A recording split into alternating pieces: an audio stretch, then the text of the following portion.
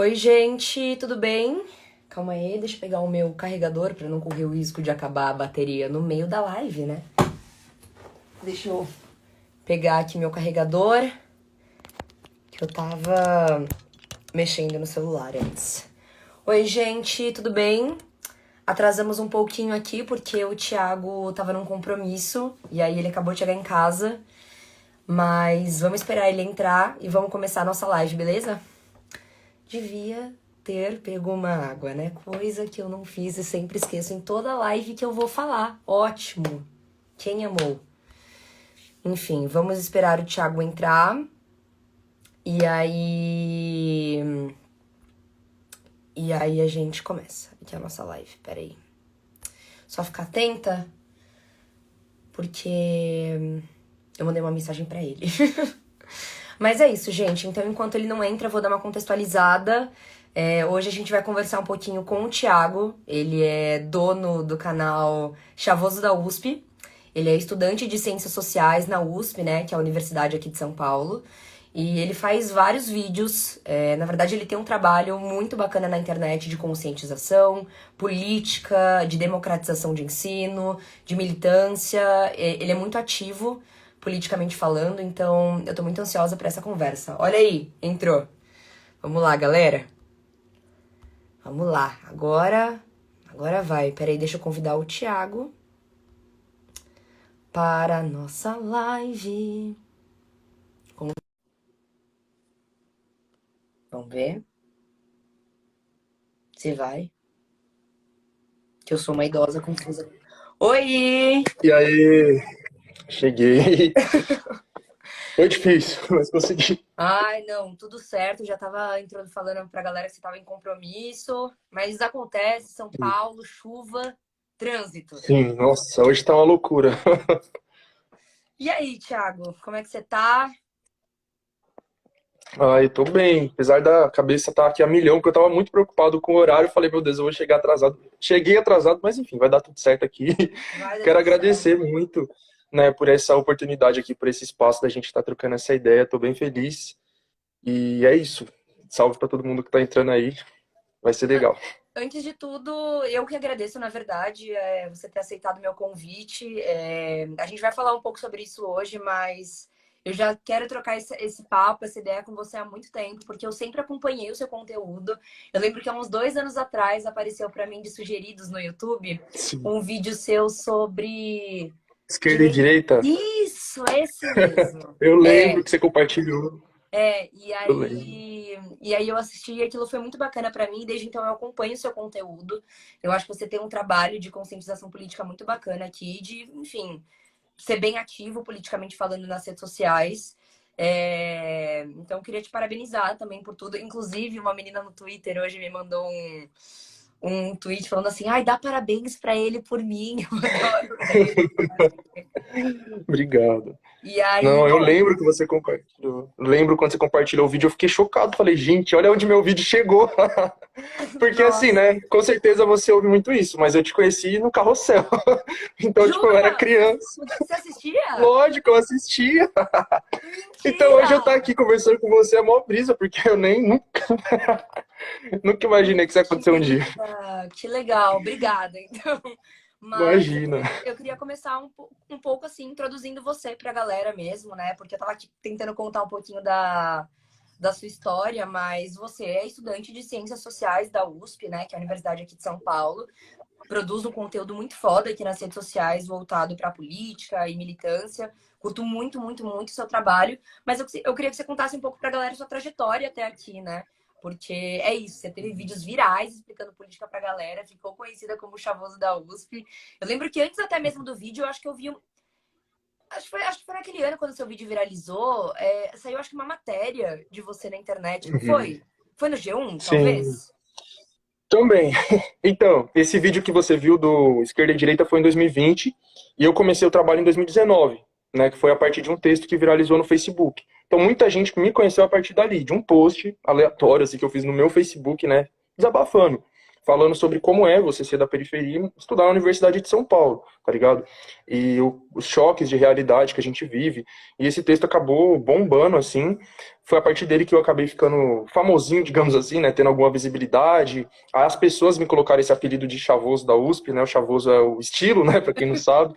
E aí, foi aí que eu comecei a dar várias entrevistas, né? Tipo, primeiro foi pro Condzilla, depois G1, BBC, Estadão, então vários jornais começaram a me convidar para dar entrevista, fui dando as entrevistas, aí o pessoal começou a falar para eu criar um canal, falou, cria um canal, e aí eu acabei criando alguns meses depois, foi lá em 2019, e é isso, aí eu venho desde então fazendo esse trampo aí na internet, mas também fora da internet, né, eu dou palestras aí em escolas públicas, Fundação Casa, cursinhos populares, universidades também. Antes disso, né, como você pediu para falar um pouco da minha trajetória, então antes dessa mudança aí da minha vida, porque isso para mim foi uma mudança radical da minha vida, né?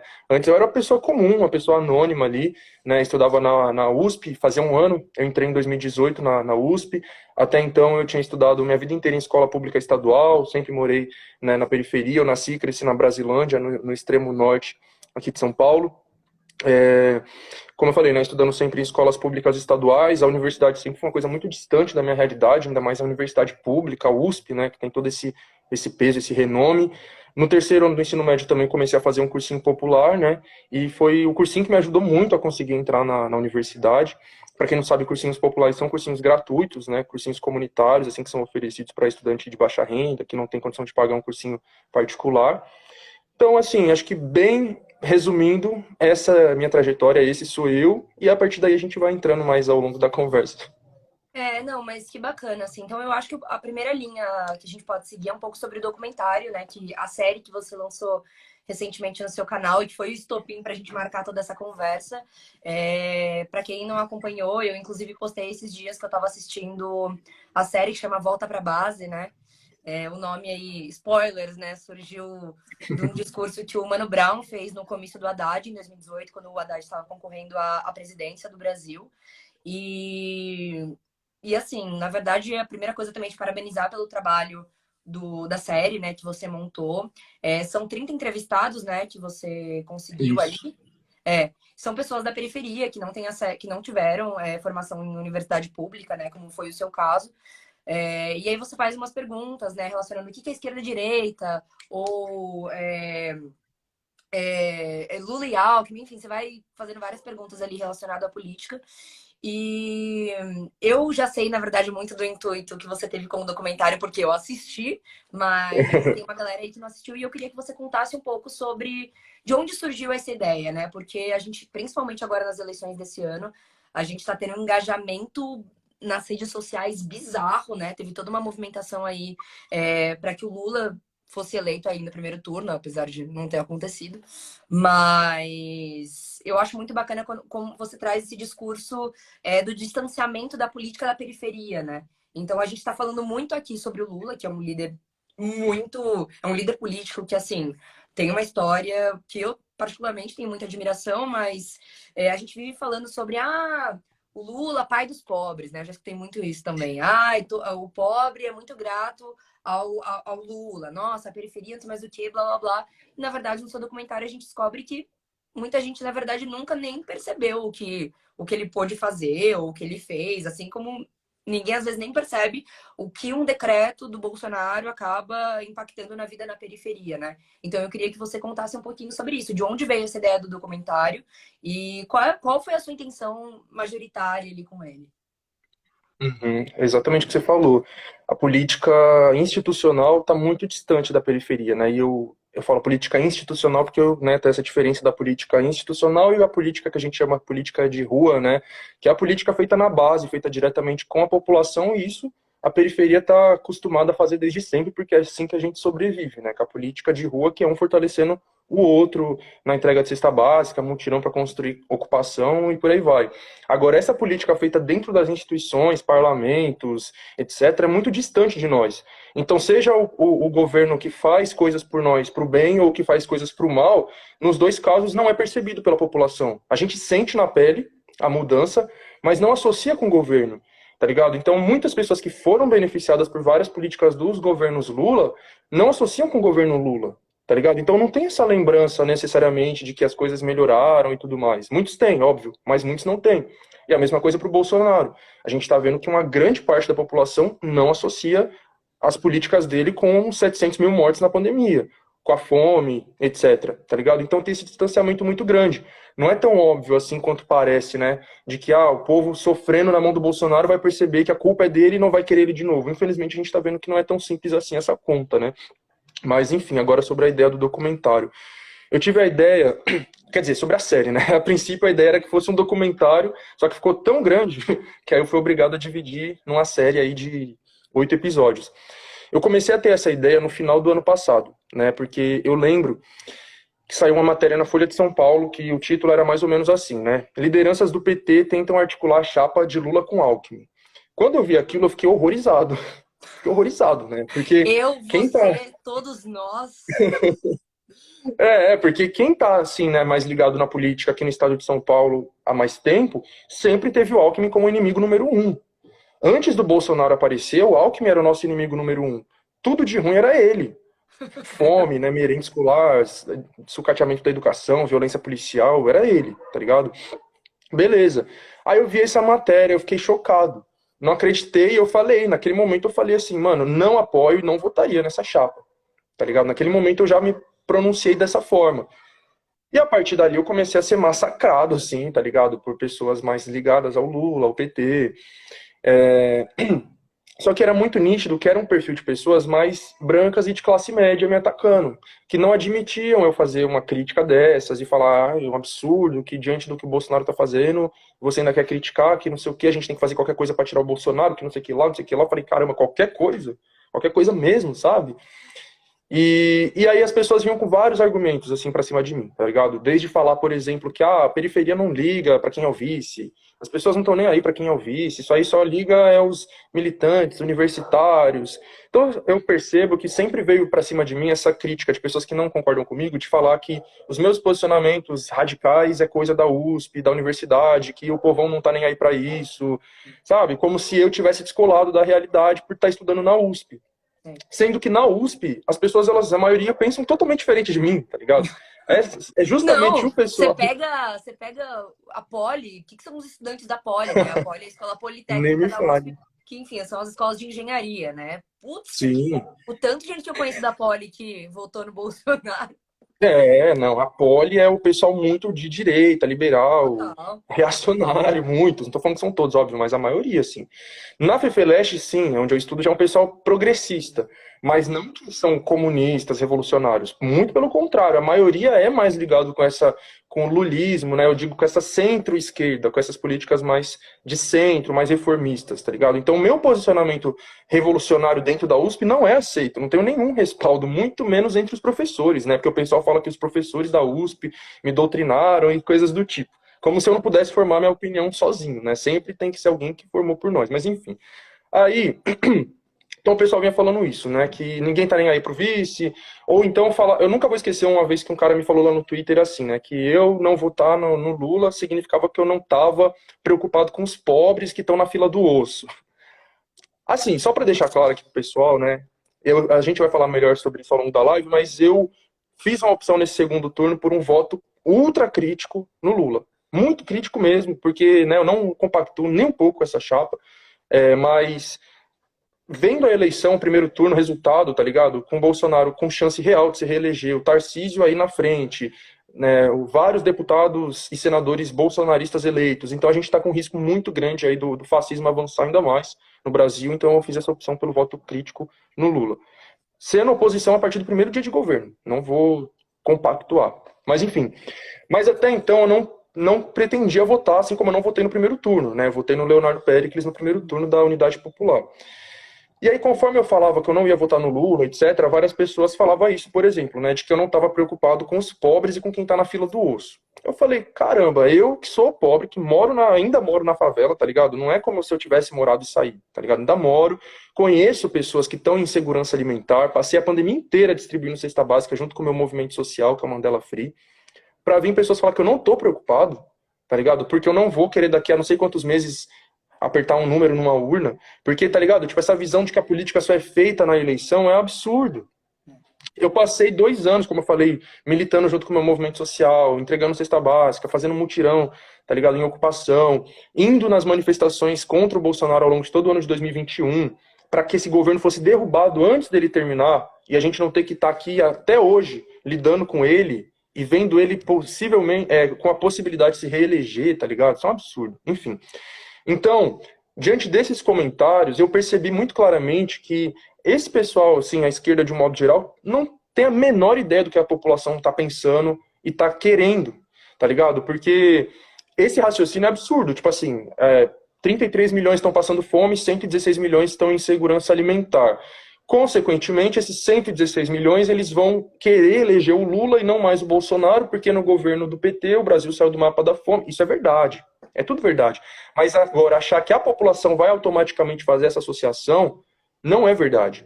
É mostrar que não conhece o pensamento da população e os interesses, as vontades. O que está guiando o voto do povo? Infelizmente, em 2022, o que está guiando o voto do povo não está sendo a condição material e socioeconômica de boa parte. De uma parte sim, de outra parte não. A gente está vendo que o que está guiando o voto de uma boa parte é o medo do Lula fechar a igreja. É o medo do kit gay ainda. É o medo do Brasil virar uma Venezuela ainda. É o medo do fantasma do comunismo ainda. Então, tipo, muita gente está votando por isso, por voto de questão de religião, de moral, tá ligado? Eu vi esses dias aquele lixo daquele Nicolas Ferreira que fica postando um monte de merda e vários amigos meus da minha favela de onde eu moro ficam repostando aqueles vídeos e eu fico assim, meu Deus, gente, vamos trocar uma ideia aqui, sabe? Tem que chegar nessas pessoas.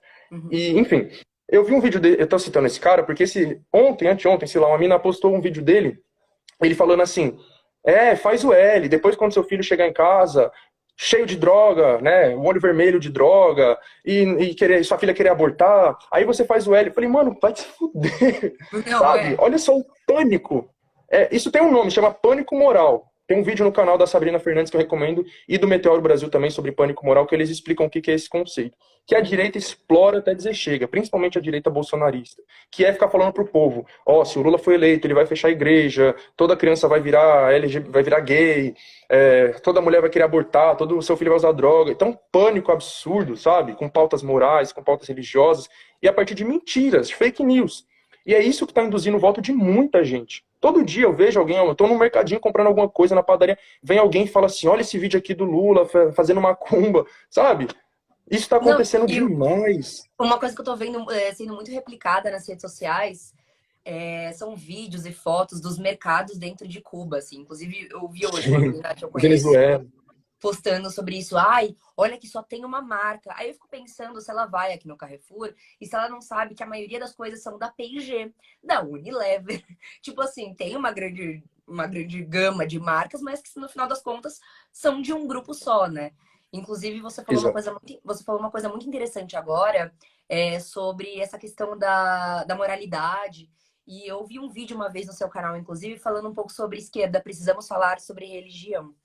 E isso para mim foi muito Exatamente. interessante, porque há 2 anos atrás você estava prevendo um movimento que agora o Lula, no segundo turno, está tentando a qualquer custo chegar nessas pessoas, né? Então você fala ali no seu vídeo sobre a grande presença da religião dentro das periferias, então evangélicos e católicos, né? Eu estudo crime organizado no Rio de Janeiro, principalmente. Gosto de estudar milícia, enfim, o tráfico e tudo mais. E a movimentação que a gente tem, a articulação entre a milícia, a política e a igreja dentro das favelas do Rio de Janeiro, pô, é um combo, na verdade, que elegeu várias pessoas. A história do Marcelo Crivella no Rio de Janeiro é essa, né? É o apoio das Uhum. igrejas dentro das comunidades. Então, eu achei muito interessante isso, porque agora eu vejo sempre as propagandas do Lula falando, tentando reverter um pouco essa imagem, né? Inclusive, a galera associa muito ao fechamento de igrejas lá na Nicarágua e tudo mais, e o fantasma do comunismo, e olha o que o Lula vai fazer, não sei mais o quê. E eu achei muito interessante, porque é isso, assim, não, mais uma vez, não adianta a gente pregar sempre essa história, você usa até a frase do Marx, mas que é sempre tirada de contexto, né, que a religião é o ópio da Uhum. humanidade. Não adianta a gente sempre pregar uma racionalidade muito acadêmica sempre nas coisas, né? Então, tipo assim, discutir o livro do Marx que você cita, né? Que é ele tá falando do direito hegeliano, era alguma coisa assim, né? Eu esqueci o nome do livro agora É que você Crítica da Filosofia do Direito de Hegel. Isso mesmo. E aí, e quando a gente tem esse debate muito acadêmico de falar, por exemplo, para mim é muito óbvio, na verdade, os pontos positivos e negativos da política externa durante o governo Lula, porque eu tive uma aula de gente de política externa brasileira, entendeu? Eu, Fernanda, que estudo na Pontifícia Universidade Católica aqui de São Paulo. Então, pô, falar de integração sul-sul, falar de boas relações com a China, de exportação de commodities. Isso para mim é muito. Eu sei o que é uma commodity, mas às vezes o cara com quem você está conversando lá no seu documentário não sabe o que é uma commodity, cara. Então ele quer ver a praticidade do que essa pessoa está fazendo. Na verdade, muitas vezes ele nem tem acesso a isso para ver.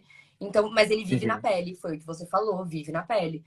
E então para mim o documentário ele foi muito interessante nesse sentido. Inclusive teve uma fala que me chamou muita atenção um dos homens que você entrevistou, que ele fala que para ele não tá nem à esquerda nem à direita, mas ele tá abaixo, né? Então, isso para mim, na verdade, explicitou muito de todo esse movimento de distanciamento dessa política institucional da periferia e que, pô, é a maioria no nosso país. Se a gente pega gráficos de concentração de renda, os outros caras estão na minha universidade, sei lá, os meus colegas e tudo mais. Pô, são pessoas que, assim, são a minoria no Brasil em que a gente vive, né? Ainda mais depois da pandemia, a gente tem mais pessoas em grau de insegurança alimentar ou passando fome, de fato, mais gente desempregada, mais gente em estado de miséria e tudo mais. E a gente está cada vez mais se distanciando dessas pessoas, assim, que no final das contas são a maioria no nosso país. E puxando depois de tudo que eu falei, né? Isso são coisas que eu Uhum. acompanho realmente do seu conteúdo e que eu curto muito. Obrigado. Mas outro dia você postou no seu story que você justamente era contra o voto obrigatório justamente por isso, né? Por essa falta de conscientização. E eu queria muito que você falasse sobre isso um pouco, porque durante muito tempo a esquerda replicou esse rolê de pratique a cidadania, vá votar, é importante que a sua opinião seja ouvida, que na verdade é até um movimento de centro-esquerda, né, dessa social-democracia, que fala da participação, mas que Uhum. muitas vezes essa participação é uma falácia, né? Porque a política a gente não Sim. faz só na hora da eleição. Então eu queria que você falasse um pouco sobre isso. Sim, esse movimento que aconteceu no começo do ano para os adolescentes tirar o título, né? Tire o seu título, jovem de 16 anos, tire o título, tire o título. Tipo assim, o que estava implícito nessa frase, na verdade, era vote no Lula. Era mais fácil ter falado mais claramente, né? Agora, quando ficou nessa de tire o título, o jovem vai tirar o título, aí ele abre o TikTok, vê o Neymar fazendo uma dancinha chamando voto Bolsonaro, ele vai lá e vota. Porque o jovem de 16 anos admira o Neymar, vê que Neymar é Bolsonaro, então eu sou também. Então, se não tem um trabalho de politização, de conscientização, não peça para o jovem votar, pelo amor de Deus, sabe? Então, por exemplo, dentro da minha família, né, tem eu, minha mãe, meu pai, meu irmão. Minha mãe é Lula. Meu pai e meu irmão não foram votar no primeiro turno. E aí eu falei, que bom que eles não foram votar, porque se eles fossem votar, provavelmente eles votariam no Bolsonaro. Porque meu pai votou no Bolsonaro em 2018, depois ele disse que se arrependeu, mas eu percebo que ele votaria de novo. Mas ele preferiu não votar. Ele falou, eu não tô feliz com a política, é tudo um bando de bandido, de ladrão. Eu falei, é isso mesmo, pai, não vai votar, porque é melhor você não ir votar do que você votar no Bolsonaro, tá ligado? Então a gente também tem que saber isso. Não é porque a pessoa tem um título e vai votar que ela vai votar em quem a gente quer. Se for para ela votar no inimigo, é melhor que ela nem vote, melhor que ela nem tire o título, tá ligado? Então é isso que eu tô dizendo. Se não tem um trabalho de conscientização, de politização, a gente não tem que ficar falando para todo mundo ir votar, que o voto tem que ser obrigatório, tá ligado? Foi isso que eu quis dizer naquele story, porque o voto é obrigatório e as pessoas votam de qualquer jeito. Então, no episódio lá da série, né, o episódio sobre eleições, que eu não lembro se é o 5, 6, alguma coisa assim, fica muito nítido, tá ligado? Como que a população vê essa questão das eleições.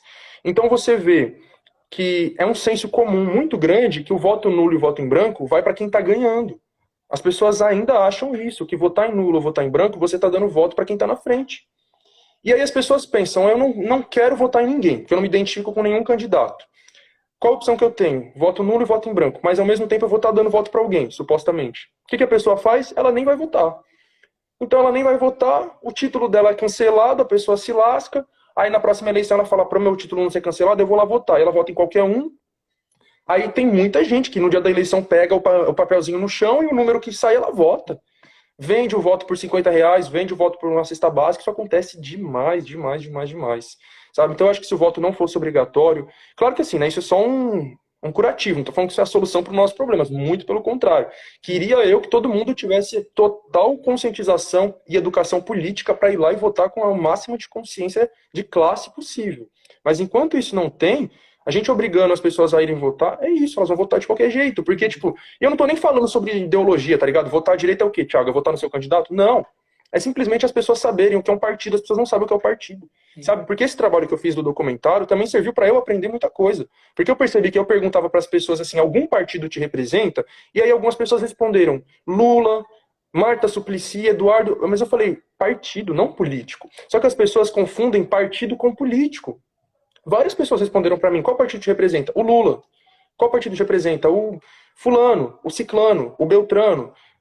Ou seja, as pessoas não sabem o que é um partido. Muito menos o que é uma federação, o que é uma coligação. Sabe o que é o fato de que você tá votando voto por legenda, tá ligado? Que, tipo, para os cargos legislativos, você não tá votando no candidato, você tá votando no partido. Eu tava vendo uma matéria hoje, que eu não vou lembrar o dado exato, mas, tipo assim, dos 513 deputados, eu tô chutando um número aleatório, dos 513 deputados eleitos, só 30 foram eleitos com votos deles próprios. Os outros todos foram votos puxados por candidatos, tá ligado? Então, esses 1 milhão e poucos de votos que o Boulos teve, puxou vários votos pro pessoal inteiro. Esses milhões de votos que a Carla Zambelli e o Eduardo Bolsonaro tiveram, puxaram outros milhares de votos para o PL, tá ligado? Então, as pessoas não sabem que esse fenômeno acontece. Então, coisas assim que são básicas da política, a população não sabe. E quem tá no poder não quer mesmo que a população saiba. E a população vai votar de qualquer jeito, tá ligado? Então, a gente tem que lutar por isso, né? Acho que a curto prazo, para que o voto não fosse obrigatório, mas isso está longe de ser o ideal, né? A nossa luta mesmo é pela politização, pela informação, né? Isso que eu procuro fazer no meu canal. Você vê, esse ano eu lancei aí uma outra série também, que é a Política do Zero. Foi uma playlist que seria de 4 vídeos, mas eu não consegui fazer o quarto pela correria, fiz 3, explicando conceitos mais básicos da política. Tudo isso que eu acabei de falar, federação, coligação, não sei o quê, eu expliquei nessa playlist, né, de 3 vídeos chamada Política do Zero. Então, seria isso. Aí eu queria voltar rápido aqui na outra pergunta que você estava fazendo sobre o documentário ainda, só para fechar o porquê que eu comecei, aliás, porquê que eu tive a ideia do documentário, né? Que foi quando eu tive aquelas críticas à chapa Lula-Alckmin, que eu vi o pessoal com esses argumentos absurdos, né? Eu falei que o que está motivando as pessoas a votarem? Será que é a fome, o desemprego, etc? Ou será que são argumentos morais e religiosos, tá ligado? Para muitas pessoas a gente está vendo que é isso, né? Então, quando a esquerda, ou quem quer que seja, está distante da população, não vai conseguir entender o raciocínio da população. E aí só vai ficar fazendo essas suposições. Por exemplo, essa, tá ligado? Essa suposição de que tem metade do Brasil está em segurança alimentar, no governo do PT o Brasil saiu do mapa da fome, no governo do Bolsonaro voltou, então, consequentemente, a população não vai querer o Bolsonaro de volta e vai querer o Lula. Esse raciocínio ele tem uma lógica técnica, mas as pessoas não estão vendo que a política ela não é assim tão técnica. O que move as pessoas são outros fatores, tá ligado? Por exemplo, argumentos religiosos, né? E aí, voltando no que você citou do meu vídeo lá sobre esquerda, precisamos falar sobre religião, é fundamental, sabe? Porque a esquerda que nega a religiosidade, ou pior ainda, que ataca, ela tá dando tiro no próprio pé, mano. No Brasil, 80% da população é cristã, né? Dividida em católicos e evangélicos. Aí você quer dar esse tiro de falar contra o cristianismo e atacar 80% da população brasileira. Claro que a gente tem que ter nossas críticas, né? Mas assim, a crítica é que o Estado seja laico, é que não tem essa mistura de religião com política, essa, né, tentativa de fazer uma teocracia aqui no Brasil, tá ligado? Onde vai ter uma religião, como já foi, né? Todo o período aí do Império, colonização, era Estado e religião era a mesma coisa. E a gente quer um Estado que seja laico, ou seja, que a religião não interfira na política e todas as religiões sejam respeitadas. Agora, querer atacar, por exemplo, citando essa frase da religião ser o ópio do povo, como eu expliquei no meu vídeo, você mesma citou, essa frase é totalmente descontextualizada. E querer resumir o Marx a isso é mostrar que não entende nada de marxismo. Porque o Marx ele tem fases da vida dele, da trajetória acadêmica e intelectual dele, né? Então tem o jovem Marx, tem, né, uma fase ali de amadurecimento, de transição, e tem o Marx maduro já, né? E o marxismo mesmo é essa fase mais madura do Marx, que é o final da vida dele. Então, se a gente está falando de marxismo, é a fase final da vida do Marx. E aquela transição ali. O jovem Marx não era marxista. Ou seja, esse livro que eu citei, A Crítica da Filosofia do Direito de Hegel, não é um livro marxista. Quando Marx cita ali a questão da religião ser o ópio do povo, né, primeiro que a frase está totalmente fora de contexto, e no meu vídeo eu explico, isso não representa o marxismo, porque mais para frente, quando o Marx realmente é marxista, desenvolve junto com Engels, né, o método do materialismo histórico e dialético, eles já vão passar outra visão sobre a religião, né? E o Engels vai trabalhar muito mais sobre isso, né? Tem um livro dele que eu cito lá, que é a contribuição. Ah, eu não lembro o título, que é um título enorme, mas enfim, tem um livro dele lá, depois o Lenin vai falar sobre isso, a Rosa Luxemburgo fala sobre isso. Então é isso, vejam lá o meu vídeo que eu explico melhor. E aí, por que a esquerda precisamos falar sobre religião? Não só porque 80% da população é religiosa, como porque a parcela mais pobre da população, periférica, favelada, a religião muitas vezes é o centro da vida das pessoas. Tipo, a pessoa não tem nada para se apegar além da religião dela, tá ligado? O que que é uma periferia? Pensando aqui na nossa realidade de São Paulo, eu não vou falar de todo o Brasil, que eu não conheço todo o Brasil ainda, mas aqui em São Paulo, a cidade vai surgir a partir do centro ali, que é a Sé, né? Catedral da Sé, tudo mais, a pátio do colégio, a cidade surge dali, vai se desenvolvendo a cidade de São Paulo ali ao redor daquela região que a gente chama de centro histórico, né? Sé, República, etc e tal. E depois dessa abolição falsa da escravidão, a população negra que era escravizada é empurrada para as margens e vai começar sua vida ali nas margens dessa cidade. Depois o tempo vai passar, aliás, depois essa população vai sendo cada vez mais empurrada para as margens, né, e vai sendo cada vez mais abandonada pelo Estado, porque é isso, essa abolição veio sem nenhuma reparação. Então, tipo assim, vocês estão livres, mas se virem. Não vai ter trabalho, não vai ter terra, não tem comida, não tem nada, tá ligado? Enfim. E aí, muitas outras décadas depois, vai começar o processo migratório do Nordeste também. Né? Então, hoje até postei um story lá falando que o Nordeste, quer dizer, que a periferia de São Paulo é uma diáspora nordestina. O que é uma diáspora? É uma região que tem entre aspas, um refúgio de uma população que saiu de um lugar e migrou para outro. Tá ligado? Então, por exemplo, quando a gente fala de diáspora africana, é para os lugares onde a população africana se dispersou ao redor do mundo, principalmente através da escravidão, né, as Américas. Diáspora dos judeus. Foram os judeus sendo espalhados pelo mundo por conta da perseguição. E a periferia de São Paulo é uma diáspora nordestina, porque foi todo um povo que migrou de lá, fugindo da seca, da fome, da pobreza, etc. Como meus pais, minha mãe é de Pernambuco, meu pai é do Piauí, vieram para a periferia de São Paulo. E hoje você pode ver que a pessoal acima de 35, 40 anos em São Paulo, a imensa maioria é de todos os estados do Nordeste. Enfim, então o que eu estava dizendo, é uma região afastada do centro, né? No caso de São Paulo, é realmente uma periferia, porque no Rio de Janeiro não é tanto periferia, né? É, Você vai encontrar os morros espalhados por toda a cidade. Mas aqui em sim. E, gente, acho que o Thiago deu uma travada. Será? Acho que ele travou, gente. Pera aí, um segundo. Nossa, ele tava numa linha de raciocínio impressionante. Vamos ver aqui. Acho que. Ih, é.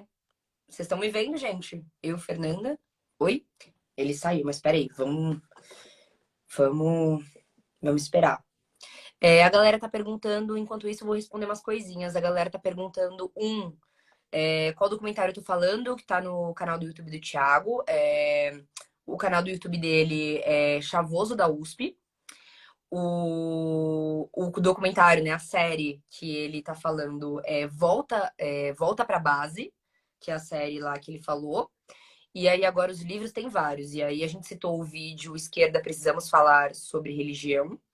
E também falamos sobre outros vídeos dele.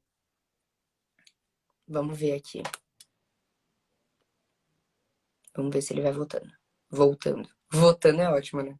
A gente tá criticando o voto obrigatório e eu falando votando. Vamos lá, então. Pera aí.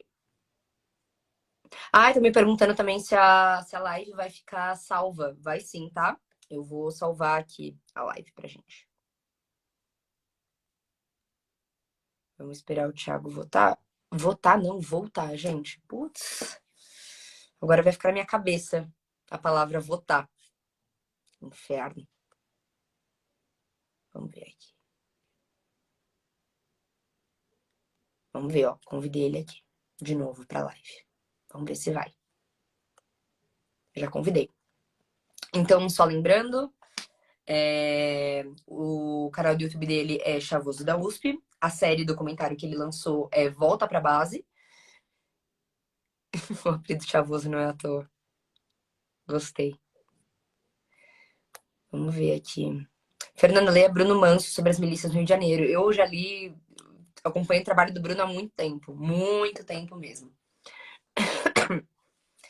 Muito tempo. Já li República das Milícias, já li A Guerra, que ele fala do crime em São Paulo, do crime organizado em São Paulo.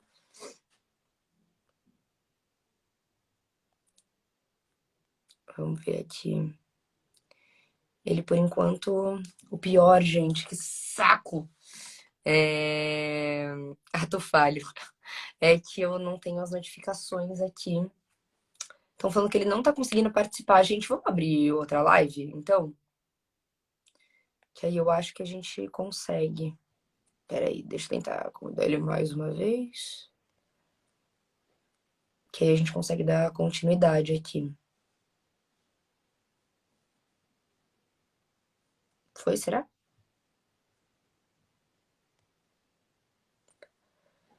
Convidei ele. Oi? Ué, não tá convidando ele? Tá, tá.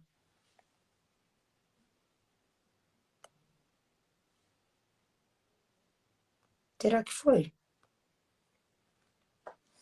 Bom, gente, ó, o seguinte, vamos fazer assim. Eu vou salvar essa, mas eu vou abrir outra, tá?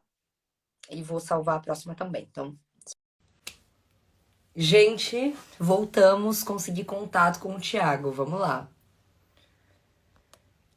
Ai, ai, tô toda vermelha, que eu começo a ficar ansiosa, eu me coço, e aí eu tô vermelha de novo. Mas, olha aqui, ó, eu toda vermelha de me coçar. Mas vamos lá, então. Consegui contato com o Thiago, a internet dele tinha caído e não tava voltando por nada. Mas acho que agora deu certo, vamos lá. Vamos voltar. Foi? Eu apertei? Ai, gente, voltei. Voltou? Sofrimento, viu? Nossa, não sei o que aconteceu. Eu acho que é a ABIN aqui contra nós, né? Derrubaram aqui minha internet, estão tentando me censurar. Na hora que caiu, um monte de gente comentou isso, assim. Nossa, a censura do Instagram e não sei mais o quê. Inacreditável, a censura aí, né? Como diria a Lourdes, vocês querem me calar. Olha a regulamentação das mídias, Thiago. Gente, eu entrei em desespero aqui. Eu falei, que ódio, mano. Incrível, né? Mas enfim, voltei. Espero que não caia agora, que se cair aí só por Deus. Eu tô até em pé pra ver se o sinal fica melhor aqui, porque não sei o que tá acontecendo aqui. Eu vou ficar em pé mesmo. Mas Não, mas enfim. tranquilo. Você estava ali na sua linha terminando de concluir sobre a ideia do documentário, né? Então, se quiser terminar. Isso, eu lembro. Eu lembro exatamente onde eu parei. Você vê, eu tava tão focado no raciocínio que cortou, só que eu, graças a Deus eu tô lembrando. Enfim, eu tava falando sobre como que a periferia de São Paulo principalmente se formou, né, e tudo mais a partir primeiro desse processo de afastar, empurrar a população negra ali para as periferias, né, tirar dos centros e depois com esse processo de migração do Nordeste. Mas é isso. Historicamente, as periferias de um modo geral, né, mas eu falo muito com mais propriedade aqui de São Paulo, que é onde eu moro, onde eu conheço, é esse lugar afastado do centro e abandonado pelo Estado. É um lugar que não foi pensado, tá ligado? Conforme foi se constituindo, se formando, né, com esses processos de migração, de ocupação, não teve um planejamento, tá ligado? Principalmente se pensar do poder público. Enfim, então a gente está falando disso, desse lugar onde a população vive meio que a Deus dará, né? E assim, tá certo que esses últimos 20 anos mudou bastante coisa, né? Eu acho que eu vou ficar parado, porque eu tô me agoniando de ficar rodando pra lá e pra cá.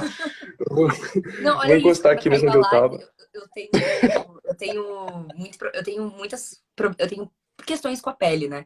Então eu tenho Uhum. dermatite, enfim, que é tudo doença autoimune da pele. E aí quando eu fico ansiosa, eu começo a me coçar inteira. E eu tava toda aqui, ó. Eu tô toda vermelha. Eu Ai, abri a meu live, eu tava Deus. toda vermelha aqui, mas pode. De boa, vou deixar aqui, tomara que não caia, né? Vamos lá, então. Nos últimos 20 anos mudou bastante coisa, tá ligado? Mas principalmente quando a gente pega dos anos 2000 para trás, né? E aí a gente pode ouvir Racionais, que retrata isso perfeitamente. E se eu precisasse resumir em uma música, eu recomendaria O Homem na Estrada. Aquela música ali, mano, é a periferia de São Paulo, as periferias, né, em geral, assim, escancarado o que que é, tá ligado? E fala sobre essa questão do abandono de cada um por si, né? O próprio álbum Sobrevivendo no Inferno, que eu também tenho vídeos no meu canal analisando, que esse próprio título, né, Sobrevivendo no Inferno. O inferno é a periferia, é a favela, tá ligado? E sobrevivendo é isso. A gente não vive, a gente sobrevive. A gente luta pra sobreviver, pra conquistar o mínimo, o básico e manter esse mínimo, esse básico. Então, pensando nessa realidade de uma população sobrevivendo num espaço afastado do centro, abandonado pelo poder público, sem acessos, sem uma integração social real, sem nenhum direito humano ou direito constitucional garantido na prática, tá ligado? Onde você tem que estar ali diariamente lutando para conseguir um emprego, manter esse emprego, conseguir um salário minimamente digno, comprar comida, pagar suas contas. Dentro desse ribuliço, dessa loucura toda, tá ligado? É, vão surgir forças que vão ocupar esses vácuos que são deixados pelo Estado, tá ligado? Então existe um vácuo de autoridade, por exemplo, ou existia, pelo menos, né? Um vácuo de alguém que colocasse uma lei e uma ordem. E aí surgem as facções. Que se hoje em dia você precisa recorrer a alguém dentro de uma comunidade, por exemplo, se você for roubado, você não vai recorrer ao Estado, tá ligado? Você tá dentro da sua quebrada e, sei lá, roubam seu celular ou qualquer coisa que seja. A pessoa não vai na delegacia fazer um boletim de ocorrência, porque não vai dar em nada, todo mundo sabe que não vai dar em nada. Agora, se você vai nas pessoas que você conhece lá dentro, que infelizmente é quem tem o poder, quem tem a autoridade, elas já conseguem achar quem foi, cobrar, recuperar seu bagulho. Infelizmente, essa é a realidade. Uhum. E aí entra a igreja também, né? Então, as duas principais forças que ocupam esse vácuo do poder público e tudo mais é o crime organizado e é a igreja, tá ligado? Pro bem e pro mal. Pro bem, por exemplo, no caso da igreja, é o quê? Por que a igreja evangélica cresce tanto nas periferias urbanas? Sabe? Existe um fenômeno muito curioso que eu observo dentro da minha família, com vizinhos, etc., que é pessoas que vieram do interior do Nordeste católicas e aqui na periferia de São Paulo se tornaram evangélicas. E é louco pensar isso, né? Como que funciona cada uma dessas fés em uma realidade socioeconômica diferente, tá ligado? A fé, aliás, o jeito de se viver a religião evangélica, ela é muito mais compatível com a realidade de quem está na periferia. Eu digo no sentido de ser mais útil, de estar mais próximo, de te favorecer mais, sabe? Porque o catolicismo é uma coisa mais distante, assim. Eu não falo com muita propriedade, que eu também nunca fui católico, mas pelo que eu observo, é isso. Você vai na missa no domingo, o padre faz a missa, você volta para sua casa, não tem muito aquele contato tão forte ao longo da semana. Diferente da religião evangélica, que se é terça-feira, meia-noite, você liga pro pastor e fala: meu marido tá me batendo, vem pra cá. Ó, Uhum. meu filho sumiu. Ó, meu filho, a polícia tá batendo meu filho aqui. Preciso de ajuda com cesta básica. Qualquer coisa, qualquer horário do dia ou da noite que você ligar pro seu pastor, ele vai aparecer pra te ajudar. Tá ligado? Seja pra conversar, ou seja, ele também faz o papel de psicólogo. Seja pra fornecer, arrumar uma cesta básica, conselhos, o que for. Tirar o marido do alcoolismo, tirar a mulher da situação de violência doméstica, tirar o filho do crime. As pessoas recorrem à igreja e é só ela que tá ali pra ajudar nesse Sim. sentido, tá ligado? Então, assim, é óbvio que é problemático que não se tenha o poder público cumprindo essa função, que não tenha psicólogo para todo mundo, que não tenha segurança pública, etc. É problemático, a alimentação. Mas se você chega só com esse discurso de acabar com a igreja, acabar com a religião, acabar com não sei o quê, beleza, o que você está colocando no lugar? Se você não colocar nada no lugar, você não pode falar em tirar isso assim do nada. Porque, como eu falei, a vida de muitas pessoas vai perder o sentido. Porque o sentido da vida dela está naquilo ali. E aí, nesse contexto, infelizmente, existem muitas pessoas aproveitadoras que vão saber disso, que vão saber dessa fragilidade, dessa vulnerabilidade da população e que vão se colocar na posição de líder religioso para controlar uma população. Então eu estou generalizando, não são todos, obviamente, mas enfim, você tem ali uma igreja dentro de uma favela, onde você tem vários fiéis que vivem essa realidade extremamente violenta e tudo mais que eu citei, que estão precisando de ajuda aqui, ali, com isso, com aquilo, e você está ali sempre ajudando essas pessoas diariamente.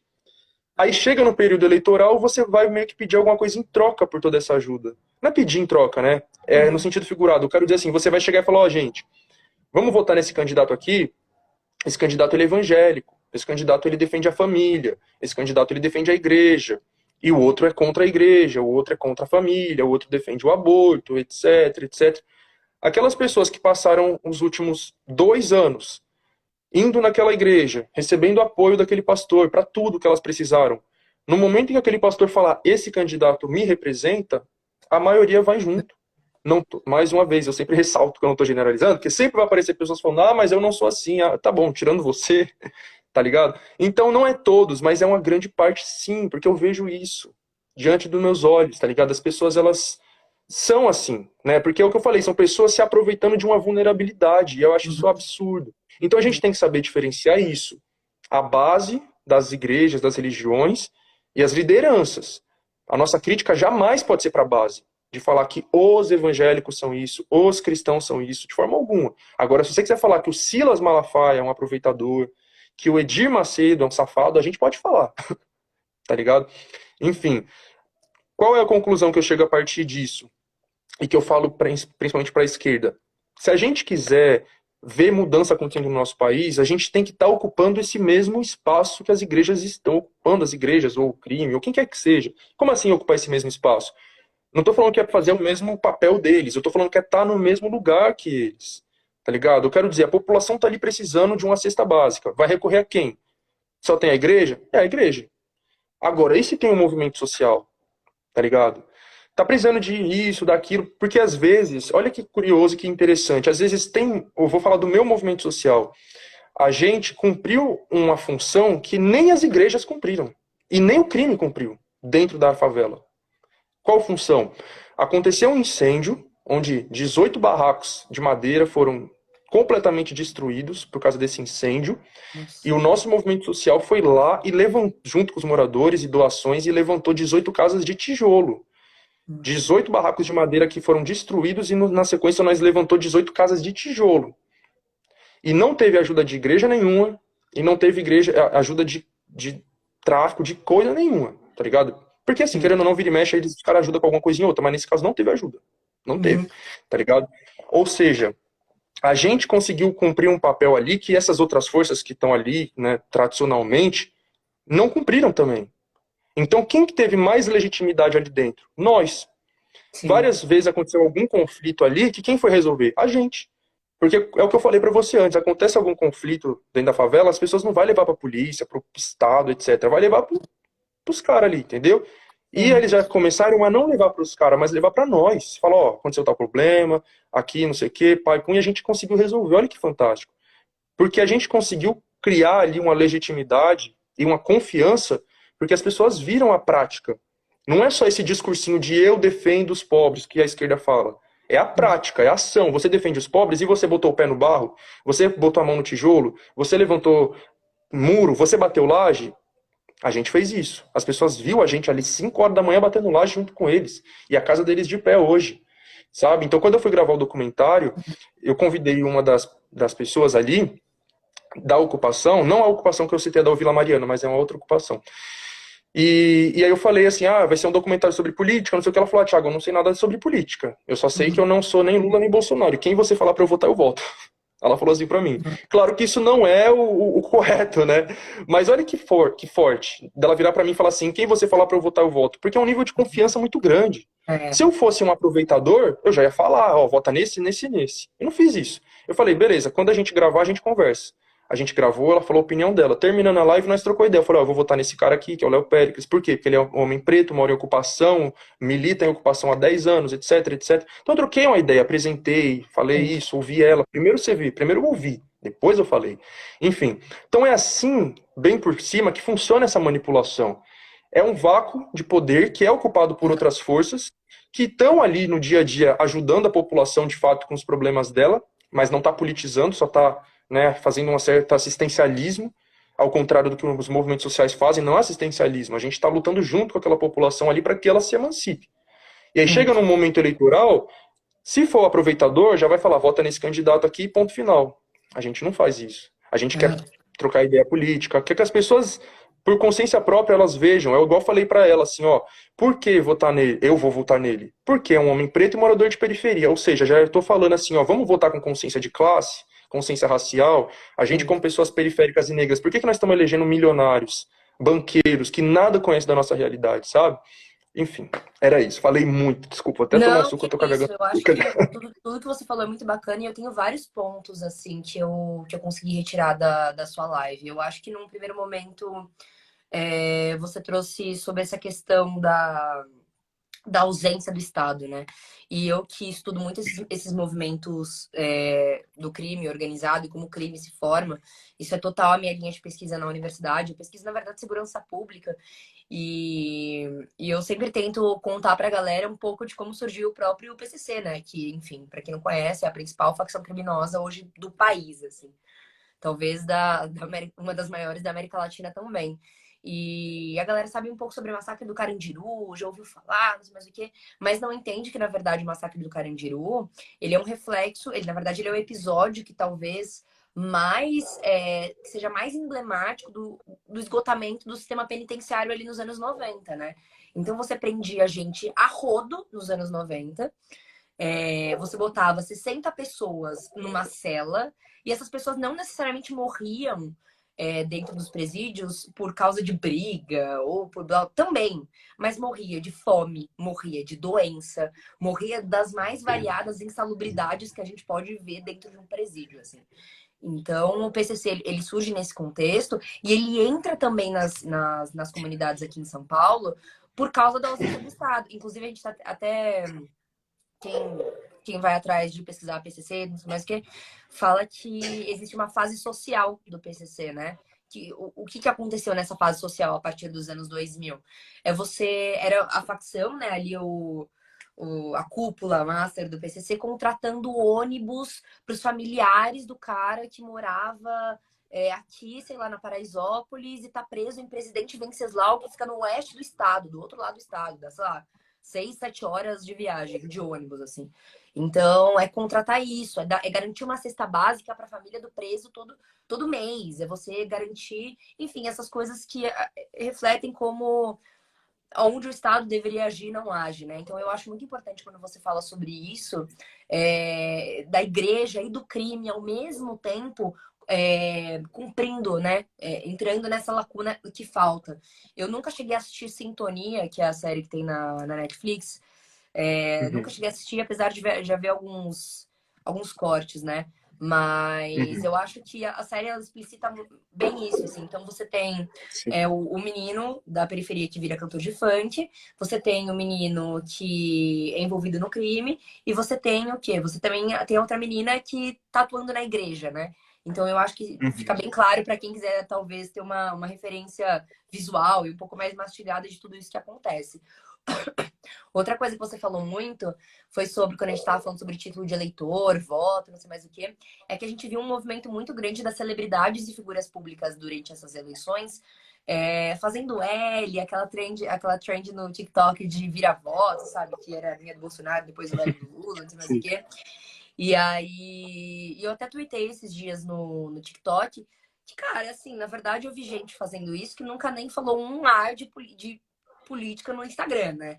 Nunca, na verdade, enquanto tava o caos se instaurando, enquanto tinha gente em fila para comprar, para comer osso, enquanto tinha gente, quando tava o caos em Manaus, e enfim, tinha gente morrendo a roda em Manaus, ou quando todo o movimento lá do Bolsonaro começou até antes de 2018, né? A gente pode pontuar ali, de repente, 2013, com as manifestações e tudo mais. O cara nunca falou um A de política no Instagram dele, nunca promoveu nenhum tipo de conscientização nesse sentido.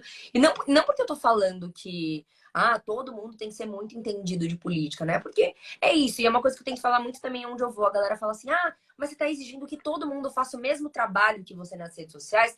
E eu falo que assim, não, na verdade, às vezes tudo bem, às vezes você não curtir falar de sistema majoritário ou de sistema proporcional e ensinar essas coisas, porque às vezes nem você sabe.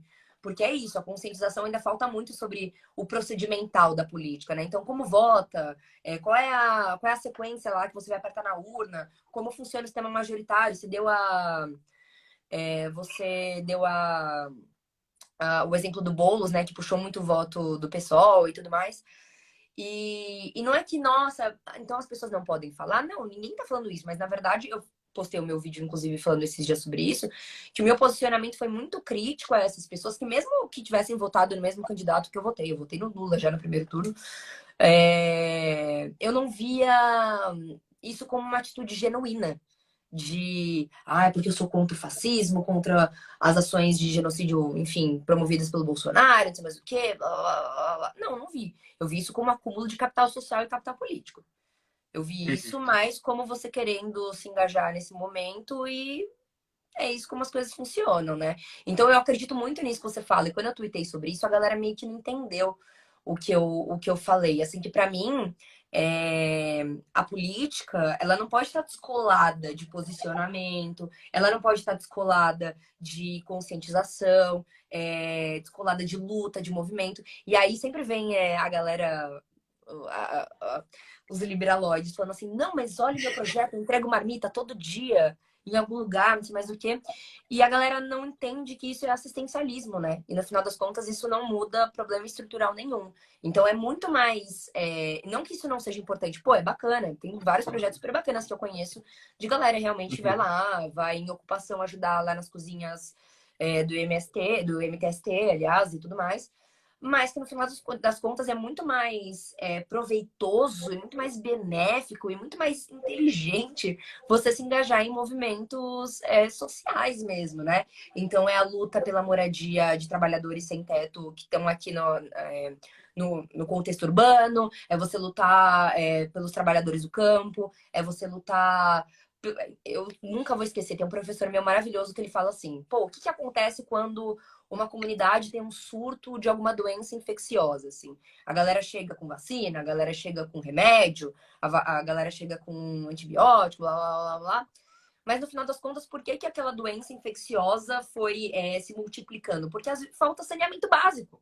Falta saneamento básico. E cadê a política ali de saneamento básico ali naquela região? Às vezes não tem água para a galera lavar a mão. Isso foi muito discutido durante a pandemia da Covid, né? Quando ali estava no auge, as mortes estavam assim. Enfim, estavam morrendo 4 mil pessoas por dia, que foi abril do ano passado. Se discutia muito isso, que muita gente não tinha água para lavar a mão, muita gente mal tinha sabão, muita gente, pô, era isso, você não conseguia se distanciar das pessoas. E eu lembro que nunca vou esquecer isso. Isso daí foi uma experiência minha, assim, foi total um enquadro empírico aqui do que aconteceu. Eu lembro que eu fui pro Rio de Janeiro no final, dezembro de 2021. Fui visitar uma amiga que estava completando aniversário. E aí a gente passou, e foi isso que você falou, né? Que lá as favelas, elas, na verdade, estão mais integradas também aos bairros nobres, né? Interagindo quase que ao mesmo tempo. É o caso da Rocinha e ali das favelas da Zona Sul, né? Tá praticamente tudo meio igual. E aí eu lembro que a gente passou por o Vidigal também. E aí a gente passou por uma entradinha do Vidigal que tinha uma galera, meu, sabe? Tipo, aglomerando a rodo e se divertindo, com caixa de som, não sei mais o quê. E aí eu lembro que alguém fez algum comentário que tava comigo do tipo, mas aí não tem muito o que fazer, né, na pandemia. Vai todo mundo morrer mesmo. Aí eu virei e falei assim, meu, eu acho que te faltou um pouco de consciência nessa sua fala, né? Porque você tá falando de, às vezes, um barraco de um cômodo, que é cozinha, sala e quarto, e às vezes é um banheirinho ali do outro lado. E, meu, você tem às vezes 6 pessoas naquele lugar. Como é que você fala pra pessoa ficar enfurnada com 6 pessoas em um cômodo durante meses, assim? É praticamente impossível. É muito fácil eu falar de, de distanciamento social, eu no meu apartamento que tem 4 suítes, assim, né? Então eu tiveram vários pontos seus que eu curti muito na sua fala. E eu até ia falar uma coisa, você falou muito dessa organização da periferia, né? E eu vejo que é uma coisa que você tecla muito no seu Instagram, que é a organização dos movimentos na periferia, que é muito mais do que você militar em universidade. Óbvio que a gente sabe que as universidades são espaços de construção muito importantes, assim, né? De você debater e tudo mais, onde se cria conhecimento, pesquisa, blá, blá, blá, blá. Mas que a organização desses movimentos na periferia também são muito importantes. E foi uma coisa que, por exemplo, eu tive pouquíssimo acesso, porque, obviamente, eu não vivia uma realidade de periferia como você viveu, por exemplo, né? Hoje eu tô tendo mais porque o meu pai trabalha numa comunidade, não sei se você conhece, chama Comunidade do Olaria, que fica aqui na Zona Sul. E aí, e é real uma comunidade assim, que meu pai tem problemas direto com o crime e com a igreja ao mesmo tempo, assim, por causa da escola. Meu pai é vice-diretor numa escola lá. E ele também trabalha num projeto social que leva, em Paraisópolis, leva esporte. E normalmente esses esportes que a galera tem pouco acesso, sabe? Que é muito elitizado, atletismo, tênis, blá blá blá. E mas o pouco que eu tive de contato com isso foi o do meu pai, assim. E aí eu queria que você contasse um pouco sobre essa organização dos movimentos sociais dentro da periferia. Eu vejo os arrobas no seu Instagram e eu já entrei várias vezes para ver, assim, acho bem legal. Mas eu queria que você falasse um pouco, porque às vezes a gente fala, vê tanto as universidades, e às vezes é uma galera totalmente elitizada. Eu mesmo estudo na faculdade particular, então é o Uhum. contato que às vezes eu tenho com movimentos sociais. Sim. Eu tive contato com esse movimento universitário, assim, estudantil também, né? Eu fiz parte, na verdade, que, assim, quando eu falo sobre essa distância da esquerda e dos partidos e tudo mais da periferia, eu falo por vivência mesmo, tá ligado? Eu só fui ter contato com a esquerda quando eu entrei na universidade. Assim, para não falar que só foi quando eu entrei na universidade, eu tive contato com o PT antes de entrar na USP, justamente por causa do cursinho popular que eu falei que eu fiz. Quem é que organizava esse cursinho? O PT. Então, quando a gente vê também que, para a população em geral, esquerda é o PT, é por isso. Querendo ou não, o PT ainda é a única coisa da, entre aspas, esquerda que ainda chega nos lugares assim mais distantes, tá ligado? Que é um partido muito grande, com muitos filiados e muitas, Sim. enfim, muitos agregados, né? Ligado com o MST, ligado com o MTST, com a Uni, por aí vai. Então ainda o PT ainda chega de alguma forma, né? E esse cursinho popular era organizado pelo PT. Mas de resto, eu nunca tive qualquer contato com absolutamente nada que fosse da esquerda, né? Ou até mesmo do PT, para além do cursinho popular. Quando eu entrei na USP, aí eu vi todo mundo. Eu vi PSOL, eu vi PCdoB, eu vi PCB, eu vi tudo, tudo que você pode imaginar, eu vi quando eu entrei na USP. Lá eles estão, na FEFELESH principalmente, né? Para quem não Uhum. sabe, a Faculdade de Filosofia, Letras e Ciências Humanas da USP. E aí, eu queria me organizar politicamente, né? Eu entrei na USP no começo de 2018, ainda era governo Temer, né? E aquele ano foi um ano muito louco. Além do próprio governo Temer, todas as desgraças que ele estava aprovando, a gente teve o assassinato da Marielle naquele ano, a prisão do Lula e as eleições do final do ano de 2018, né, onde o Bolsonaro se elegeu. E foi no final do ano, com a eleição do Bolsonaro, que deu essa urgência na minha cabeça de que eu precisava me organizar. E aí eu fui atrás de conhecer as organizações. Eu já vinha conversando com elas ao longo do ano, mas eu tive essa urgência de me organizar mesmo. E aí eu comecei a colar com todas, assim, tá ligado? Colar com todas eu digo para conhecer. Aí eu fui conhecer uma, fui conhecer a outra, fui conhecer a outra. E eu percebi que todas era formada 95, 99% por pessoas brancas e de classe média e média alta, sabe? E tipo, beleza, essa é a realidade majoritária da USP, sim, mas eu não ia conseguir me organizar num lugar assim, sabe? Tipo, eu não me identificava, eu não me sentia pertencente, eu não me sentia contemplado, eu não via minhas pautas sendo contempladas. Sim. Quando eu entrei na USP em 2018, eu entrei no primeiro ano das cotas raciais. A USP foi a última universidade pública do Brasil que aderiu às cotas raciais. Eu entrei nesse primeiro ano. Então, o debate sobre permanência estudantil era nulo. Não se falava sobre permanência estudantil. Então, tipo assim, legal, né? A gente fala sobre a entrada desses estudantes na universidade, mas ainda não se falava sobre a permanência deles. Porque ainda não tinha tido essa experiência de ver se eles iam conseguir se manter ou não. E a gente via que ao longo do ano os alunos evadiam. O aluno acabou de entrar, 4 meses depois ele largou a faculdade, porque não tem dinheiro para passagem, o auxílio não sai, e etc e tal, né? Então, não tinha ninguém falando de permanência estudantil. Aí eu fui lá, descobri um coletivo minúsculo que tinha 4 pessoas, 5 pessoas, e onde essas pessoas elas eram da periferia, a maioria delas eram negras e estavam pautando permanência. Era um coletivo minúsculo, como eu falei, de 4, 5 pessoas e totalmente desconhecido, mas foi nele que eu entrei. Eu não queria entrar por nome, porque eu via pessoas entrando em outras organizações por causa de nome, né? Porque o partido X, Y, Z. Eu falei, não quero saber de nome, eu quero saber de quem está compondo esse movimento e o que está pautando. E foi ali que eu me identifiquei. E aí eu entrei nele, depois eu fiquei 1 ano e pouco e acabei saindo por discordâncias ali, problemas internos. Mas durante esse tempo que eu tive nesse coletivo, eu também fiz parte do centro acadêmico do meu curso, né, de Ciências Sociais. Então eu fiz parte ali do centro acadêmico, fui da gestão ali durante acho que um ano, ou seja, militei no movimento estudantil, cheguei até a disputar a eleição de DCE, do centro acadêmico também, né? Uhum. Me contemplou ali durante um tempo, só que eu comecei a perceber que já não estava fazendo mais sentido para mim, né? Principalmente depois que começou a pandemia e veio o ensino pelo EAD, EAD não, né? Ensino, enfim, ensino à distância, né? Que Sim. eu fiquei meio longe da universidade, né?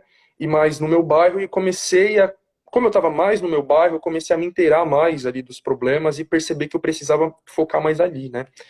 E aí eu, tipo, fui me distanciando do movimento estudantil, fui percebendo que já não estava fazendo mais tanto sentido para mim. Eu via que o pessoal só ficava numas coisas muito teórica, muito abstrata, uma briguinha muito interna, sabe? Tipo, eu fui percebendo que, mano, aquilo ali não é para mim, tá ligado? Esse bagulho de ficar disputando eleição, de DCE, de centro acadêmico, ficar discutindo que um aponta o dedo para outro, você é trotskista, você é stalinista e não sei o quê, sabe?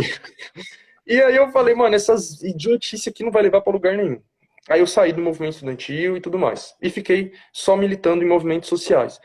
E, e é isso, sabe? O movimento estudantil ele tem uma importância muito grande, tá ligado? Tipo, durante a ditadura militar, o movimento estudantil, principalmente da USP, foi ponta de lança. A Uni foi ponta de lança na luta contra a ditadura militar. Lá na cidade universitária, a gente tem um memorial dos estudantes e funcionários da USP que foram mortos durante a ditadura, tá ligado? Na Foram PUC também. muitos. Na PUC Então, também.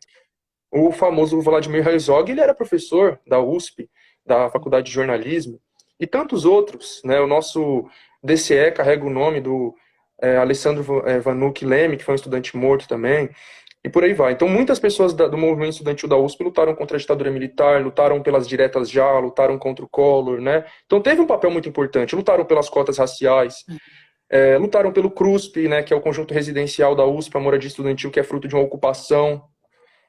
Só que Sabia eu disso. fico vendo hoje. Oi? Eu não sabia disso que você falou agora. É, Que é o fruto CRUSP é uma da ocupação. ocupação. Ele foi criado, olha que absurdo, ele foi construído pela universidade, os predinhos do CRUSP, para receber atletas estrangeiros que iam vir para os Jogos Pan-Americanos aqui no Brasil. Não para estudantes. Aí os estudantes foram lá e ocuparam e transformaram aquilo ali em moradia estudantil. Mas é isso, foi uma ocupação forçada, assim, tipo, entendeu? Uhum. Enfim, aí quando você vê hoje o que, que é o movimento estudantil da USP, o que, que é a UNE, o que, que é a UBS, você fala, porra, mano, sabe? A gente passou aí 4 anos de um governo fascista, militar, genocida, tudo de ruim, e o pessoal só queria ficar fazendo panelaço no apartamento, tuitaço, sabe, mano? Pelo amor de Deus, então, em vez da gente ter tirado essa desgraça desse governo antes, o pessoal foi deixando ele ficar até o final, tá ligado? Sim. Enfim, então é isso. A gente tem que organizar a base da população. Mais uma vez, a luta na universidade, Parará, é importante. E a partir dos próximos anos vai ser mais importante do que nunca, porque essa desgraça desse Tarcísio aí, se ele for eleito, não quero nem imaginar o que vai ser da USP e das outras universidades estaduais, do ensino público estadual aqui em São Paulo, de modo geral. Enfim, mas não é universitário da classe alta que vai fazer revolução. É o povão. É o povo pobre, tanto que está nas periferias, quanto os que está nos interiores, porque tem que ser lembrado também. Né? Sim. Eu até falei sobre isso no meu story hoje, que o Volta para a Base não é só sobre a favela, é sobre os interiores principalmente, porque o Lula e o Haddad, eles ganharam aqui na região metropolitana de São Paulo, no primeiro turno, mas o Tarcísio disparou nos interiores, tá ligado? Então, tem que ver isso aí também. Então, é isso, é estar junto com a população no dia a dia, não é só em período eleitoral. Porque não adianta ficar 2 anos aí longe, ninguém pisa um pé numa favela durante 2 anos, e aí na reta final do segundo turno vai querer botar uma barraquinha de café e bolo na frente do metrô e ficar lá, vamos conversar sobre democracia, isso vai virar voto de ninguém. Porque os 2 anos que a gente não estava lá, né, que a esquerda não estava lá, os pastores estavam lá, os apresentadores de televisão estavam lá, porque a gente também tem que lembrar disso, a gente não tem grandes mídias. Quer dizer, eu não tenho, né? Assim, mesmo o seu Insta, que é grande, não é grande comparado com um SBT da vida, uma Globo da vida, tá ligado? A gente tá falando aqui com algumas milhares de pessoas, enquanto que eles estão falando com milhões, sabe? Então, a população tá lá ouvindo o Datena, tá lá ouvindo o Bate, tá lá ouvindo o Siqueira Júnior, o Danilo Ai, da Gentili. Atena, que ódio que eu tenho, Jesus Cristo. Eu também. Tá lá ouvindo esses caras que estão moldando o voto da população. Então, você tá aí, ó, trocando de roupa, almoçando, jantando, e o ratinho tá lá na sua televisão. Então, ele tem proximidade com a população, a gente não. tá ligado? O líder religioso tem proximidade com a população, a gente não. Durante 2 anos eles estão fazendo a cabeça da população e a gente não. Aí chega na reta final, botar a barraquinha lá com bolo e café não vai mudar nada. A cabeça das pessoas já está formada nesses 2 anos. Sim. Porque a nossa disputa não é só uma disputa eleitoral para virar o voto aos 45 do segundo tempo. É uma disputa por corações e mentes. A gente tem que disputar as mentes, a mentalidade, a consciência da população para que ela não vote no seu opressor e disputar o coração das pessoas, que é o quê? Disputar um projeto de sociedade que as pessoas vão querer lutar, bater no peito e falar, eu luto por isso, eu defendo isso, e se eu eleger um governo, se esse governo for derrubado, eu vou brigar por ele. Porque Sim. quando derrubaram a Dilma, o povo não se mobilizou para impedir que o golpe acontecesse, porque não estava se sentindo pertencente àquele projeto. Então, esse bagulho que você falou dos artistas que está fazendo L depois de ficar 4 anos sem falar nada, é isso, tá ligado? São pessoas que não construíram nada durante 4 anos, não vão construir nada durante os próximos 4, simplesmente durante um mês estão aí fazendo L cantando musiquinha, e aí se o Lula se elege, eles vão desaparecer, e aí, se o governo for derrubado, ninguém vai falar nada, porque não tá ali no dia a dia junto, tá ligado? Não é só eleger, é eleger e tá junto, construindo junto, defendendo aquele projeto junto, entendeu? A eleição, ela é um negocinho assim de nada, É. dentro de uma luta política gigantesca. Não, e eu acho muito importante, assim, que a galera, acho que a gente fala que isso também não é um esforço de autocrítica, né?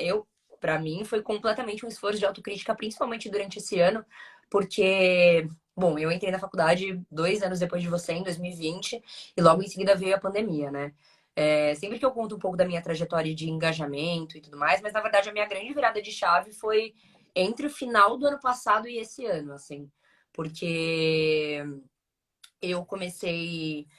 Na verdade, eu estudei a vida toda em escola particular. Eu acho que a gente teve duas trajetórias muito diferentes, assim, né? Então, eu venho de uma família classe média. E achei, inclusive, muito engraçado, porque a minha família também veio do Nordeste, né? Os meus avós vieram, de Mossoró, que é uma cidade no interior do Rio Grande do Norte. Mas a minha família veio total de uma elite nordestina muito grande. Então, por exemplo, o meu tio, o irmão da minha bisavó, fundou a Universidade Federal do Rio Grande do Norte. Então, a minha família veio toda de uma elite nordestina. E aí minha família se estabeleceu em São Paulo, muita coisa aconteceu, blá, blá, blá, blá, blá. Então, a vida inteira estudei em escola particular. Pô, viajei pra Disney quando eu era criança. Meus pais conseguiram. Não porque a minha família também era ricaça, né? Meu pai foi professor a vida inteira em escola pública, inclusive. E, e eu acho que muito do meu começo de conscientização veio das experiências que o meu pai contava aqui em casa. Então, eu nunca vou esquecer no começo da pandemia, o meu pai teve que começar a dar aula de forma remota, né? Por conta, enfim, das coisas que aconteciam. E aí eu lembro que ele me abriu uma lista. E aí, primeiro que assim, ele falava que mesmo meu pai sempre deu aula de educação física. Então, assim, a galera já não entrava nas aulas, muitas vezes por falta de conexão, falta de aparelho, porque estava trabalhando cada vez mais em empregos informais, então cada vez mais tinha motorista de aplicativo, cada vez mais tinha entregador do iFood, cada vez mais tinha entregador de aplicativo e tudo mais. E aí eu lembro que ele abriu essa lista e era de uma sala mesmo, assim, tipo, de uma sala, sei lá, de terceiro ano do ensino médio. E fora os que tinham abandonado a escola e que nunca tinham nem ligado o computador ou o celular, ou que, enfim, o aparelho para assistir às aulas, o meu pai tinha 3 alunos mortos, falecidos, durante esse período de fevereiro de 2020 a tipo, sei lá, o primeiro semestre de 2020. Meu pai tinha 3 alunos mortos. E aí era tráfico, um era tráfico, o outro era overdose, e o terceiro também foi num embate ali com a polícia. Então acho que foi alguma coisa tipo assalto, e aí a polícia reagiu. E aí, então, toda essa minha conscientização veio muito dessas experiências do meu pai, não por experiência, né? Por empirismo. Eu nunca estive na periferia de fato, ainda mais depois, enfim, de tudo que aconteceu na minha vida de fama e essas coisas, celebridade, blá blá blá. Os cuidados também se redobraram. Inclusive, eu fui nas manifestações de 2019, quando aconteceram aqueles cortes nos institutos, nas universidades federais. Uhum. Mas eu fui com a minha mãe, assim, a minha mãe tava super assustada, ela tava com muito medo, enfim, de algum tipo de assédio ali por parte. Ainda mais porque era um movimento bem de jovens e tudo mais. Mas a minha grande virada de chave ali de entender que, por mais que eu fizesse, eu ainda acho que eu faço mais do que, por exemplo, a maioria dos artistas que eu conheço, assim, de tentar postar um vídeo explicando isso, como funciona, pô, o Uhum. sistema proporcional na hora de eleger deputados, assim, e vereadores. Eu ainda acho que ainda falta muito também para eu conseguir integrar a tudo isso, né? Então, inclusive, eu tô num esforço de tentar ver onde é que eu consigo me engajar na rua. Porque é isso, não adianta também a gente ficar debatendo toda hora numa linguagem super acadêmica, não adianta fazer 700 vídeos falando sobre capital político e Bourdieu, assim. Pô, as pessoas não têm tempo para ficar vendo quem é o Bourdieu, né? Quem é esse cara francês que estava falando A, B, C e D. Então também é um esforço meu para eu começar a me organizar também nesse sentido, assim. E eu ficava muito perdida. Inclusive, as pessoas me perguntam se eu sou organizada se eu sou organizada em tipo nessa UJC, essas que existem na vida, né? Inclusive, Uhum. estão perguntando muito para você falar sobre isso. E aí, e aí eu falo que não, mas porque na verdade é isso, eu ainda não sei muito bem se é mais nome, se é mais trabalho na rua, se é mais. Não sei, sabe? Então.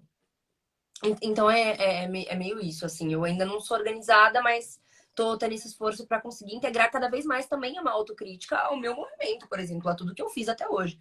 Então então é mais ou menos isso, assim. A galera acha que a gente tá falando aqui e apontando o dedo na cara de todo mundo sem, sem ter um esforço de autocrítica, né?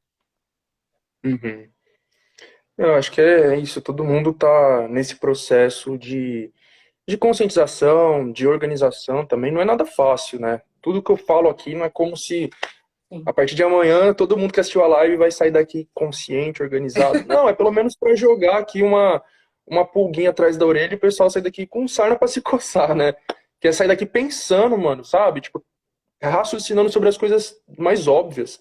Porque tem tanta coisa óbvia assim na nossa cara, escancarado, que a gente nem se dá o trabalho de observar ou de se tocar.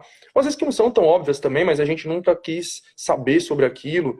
Então é isso, mano. Eu quero que todo mundo saia, pesquise, né? Também veja meus vídeos e pesquise sobre outros assuntos. E entenda, mano, que essa sociedade ela tem problemas que são muito, muito, muito profundos, que não vai ser só em eleição que vai ser mudado. A eleição ela é importante, mas é um espaço assim muito pequeno da luta política, como eu falei. Tem coisas que é muito estrutural, não vai ser mudado através de troca de governo X ou Y, principalmente porque a gente vê que um governo vai lá e faz várias coisas boas e aí vem um governo em seguida e destrói tudo que foi feito, sabe? E por quê? Tanto porque foram mudanças superficiais, quanto pelo que eu falei. Não foram mudanças que levaram o povo junto. Né? Na entrevista lá da Dilma para o podcast do Mano Brown, a Dilma falou assim: eu e o governo Lula e Dilma subiu 2 degraus. E só esses 2 degraus que subiu foi suficiente para eles tirarem ela e prenderem o Lula. E aí o Mano Brown responde: sim, né? E boa parte do povo apoiou porque não se sentiu pertencente. Não sentiu que subiu junto esses 2 degraus. Foi mudanças que foi feita por cima, não foi feita junto com o povo por baixo. Então chegou lá no governo, começou a melhorar as coisas, só que se afastou do povo. Então o povo não estava vendo que essas coisas estavam sendo feitas. O que o povo estava vendo?